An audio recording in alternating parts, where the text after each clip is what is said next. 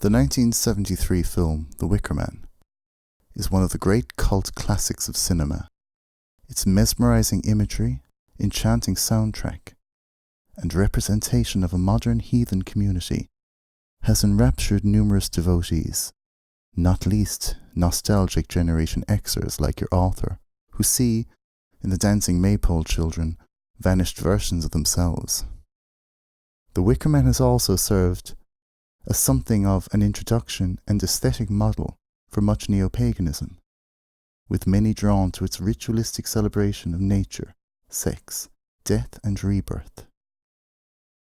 Though rich in horror, The Wicker Man is not a horror film per se, but more of a mystery wrapped in an enigma, a film that both celebrates and condemns a moral universe free of Christianity, notably Christianity's inheritance of Greek philosophy and Roman law.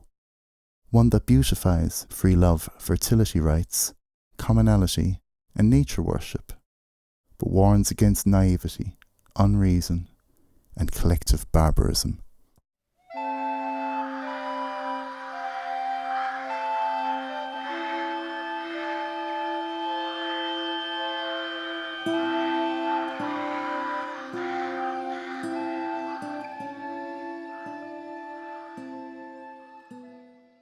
Following the receipt of an anonymous note concerning the disappearance of a young girl called Rowan, Police Sergeant Neil Howie visits a remote Scottish island called Summerisle, renowned for its apples but otherwise secluded from the outside world.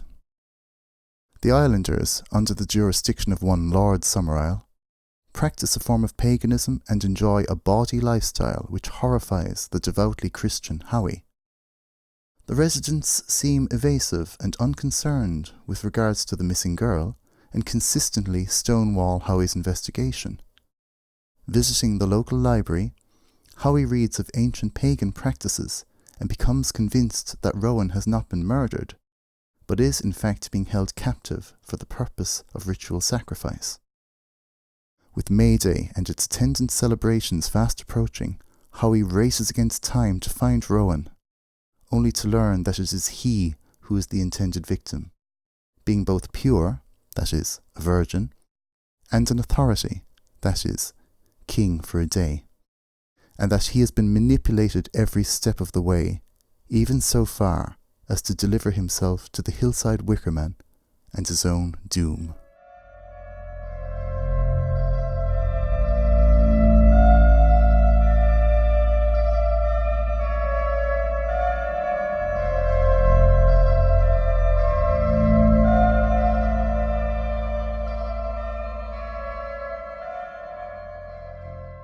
Summerisle's tight-knit community share an ageless lifestyle rich with song, ritual and folk remedies, their belief system reflecting an interconnected ecology where the cycles of nature are observed and maintained in seemingly perfect balance. The island, economically dependent upon its famed apples, has just had a disastrous harvest, and its organic relationship with nature is called into question when Summerisle discloses to Howie that the crops are actually the result of agrarian innovations by his grandfather, and that such produce is not native to the habitat. Whether the islanders, who Summerisle tells us were starving before his grandfather's interventions, are aware of the true source of their natural bounty remains unclear. A form of fertility worship prevails on the island, and sex is openly celebrated, with children dancing around maypoles, girls leaping naked over fires, and couples, in consecration of the death-birth cycle, copulating in a graveyard. The latter scene includes an unsettling detail. One woman, naked and crying, embraces the tombstone of a presumably deceased loved one, suggesting that the concept of love on Summerisle, though rich in eros, is lacking in agape. To be reborn as a hare or a tree is a charming abstract idea, but offers little consolation to those bereaved, carrying no hope of reunification in an afterlife. Also, the amatory couple's indifference to this woman's plight indicates a lack of compassion and empathy, perhaps fitting to a moral code that encompasses ritualistic killing. Summerisle's comment before Howie's sacrifice, "A small child is even better," indicates that such behaviour is neither alien nor unacceptable to the islanders. The question is, do they believe their harvest to be dependent upon a supernatural or scientific process? Is the sacrifice in propitiation to the god of the fields, to Lord Summerisle, or is it simply a fearful mob's desire to scapegoat?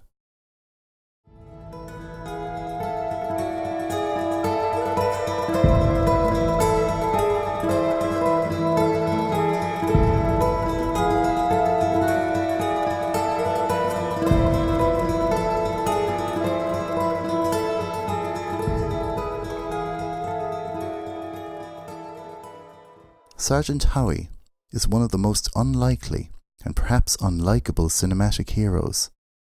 A humourless authoritarian with a fixed and strident moral code, whose tactless priggishness is played in sharp contrast to the ribald playful islanders and the witty, charming Lord Summerisle. A strict Presbyterian, Howie is as appalled by the open sexuality of the islanders as by their beliefs, not to mention their seeming indifference to the disappearance of young Rowan. His piety is exemplified by his rejecting the advances of the delectable Willow, and his religious zeal has him castigating the creed of the islanders, in one scene rudely smashing a shrine and fashioning a rudimentary cross in its stead. Unflinchingly certain of his own correctness, he makes concessions to neither the islanders nor us, the audience. Howie's manner and morality was perhaps already somewhat jarring in the 1970s, but his intolerance and judgmentalism put him very much at odds with the post-sexual revolution ethos and culture of pluralism. However, whether we like him or not, Howie has conviction, defying consensus by speaking his truth, maintaining integrity in the face of temptation and stress, and exhibiting great courage. After discovering his plane has been tampered with, and fearing the absolute worst in regards to the islanders' intentions, his priority remains Rowan's safety, and not his own. Perhaps we, the audience, in the face of Howie's rectitude, and aware of our own comparatively lax mores and untested valour, feel an affinity to the islanders' latitude, human sacrifice notwithstanding, which, unlike Howie, asks nothing of us. Lord Summerisle is initially a more appealing character, debonair, handsome and humorous. He relishes in ruffling Howie's feathers.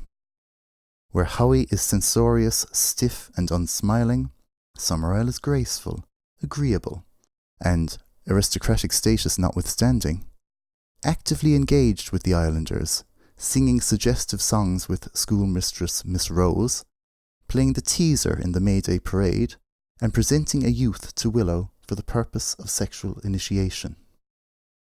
This latter scene introduces Summerisle as a lord deeply involved in and subtly in control of the island's life. Conversing with Howie, Summerisle discloses that his grandfather gave the islanders their old gods in exchange for their fidelity, but what my grandfather began out of expediency, my father continued out of love. He brought me up the same way, to reverence the music and the drama of the rituals of the old gods, to love nature, and to fear it, and to rely on it, and to appease it when necessary. There is little doubt that Summerisle delights in all facets of the island's pagan practices, but his own belief system is ambiguous. During the aforementioned youth's sexual initiation, Summerisle recites a passage from Walt Whitman's Song of Myself. "I think I could turn and live with animals. They do not lie awake in the dark and weep for their sins. They do not make me sick discussing their duty to God." This indicates an affinity with the free-thinking scientism of his grandfather, and a persuasion that is arguably less pagan as it is anti-Christian, or indeed anti-Abrahamic monotheistic. At the film's denouement, Summerisle promises the doomed Howie a rare gift, a martyr's death. you will not only have life eternal, but you will sit with the saints among the elect. This is a curious passage, as its tone of reverence and gravity is antithetical to the previously glib and mocking manner taken with Howie. It's unlikely that this is done to forestall a surely futile escape attempt. Could it be that, like Howie, this is what Summerisle himself believes? Summerisle's faith in the efficacy of the sacrifice is itself questionable. When Howie, pleading for reason, think of what you're doing, and citing the artificial nature of the island's crop production, states that further harvests would fail, ensuring additional blood sacrifices, and next year no one less than the king of Summerisle himself will do. The camera cuts briefly to Summerisle's fearful face, suggesting he knows this to be true, and that he no more believes in the god of the fields as does Howie. We can surmise that, as it stands, the island is doomed, whether through authorities searching for the missing Howie, or further bad harvests and blood sacrifices. Summerisle's is an unsustainable world, artificially constructed and maintained, a beautiful dream, with occasional ghastly concessions to the nightmarish. Summerisle nonetheless exerts a powerful allure, presenting an Arcadia that speaks to our need to bridge the sacred and earthly, a means by which we can weave ourselves into the cycles of nature, cheating death by joining a relatively eternal dance that celebrates itself every spring.